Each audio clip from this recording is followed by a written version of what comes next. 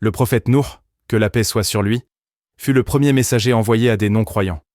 Il fut choisi pour guider un peuple qui avait remplacé l'adoration de Allah par celle d'idoles.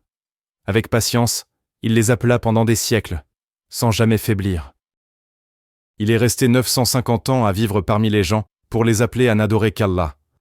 Mais la plupart d'entre eux le traitaient de menteur, se moquaient de lui, et lui faisaient du tort.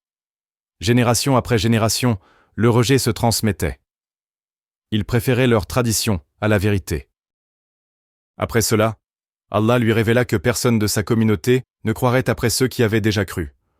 Ils étaient environ 83. Le message avait été transmis. Le décret divin était tombé. Le prophète reçut alors l'ordre de construire une arche, un immense navire, en plein désert. Il obéissait avec confiance, malgré les moqueries.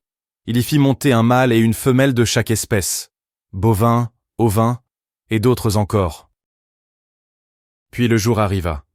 La terre fit jaillir ses eaux, et le ciel s'ouvrit, laissant tomber des pluies sans fin. L'eau recouvrit tout. Ses 3 fils croyants, Sam, Ham et Yaphith, embarquèrent avec lui. Mais l'un de ses fils refusa de monter. Il pensa pouvoir se sauver seul, et fut englouti par les flots. Quand les eaux se retirèrent, l'arche s'immobilisa. Ceux qui en descendirent n'eurent pas tous de descendance. Seuls les 3 fils du prophète, que la paix soit sur lui, en eurent. Et c'est à partir de leurs descendants que l'humanité s'est reconstruite après le déluge. Ce n'est pas le nombre qui sauve, c'est la sincérité du cœur et l'obéissance à Allah, même si l'on reste seul.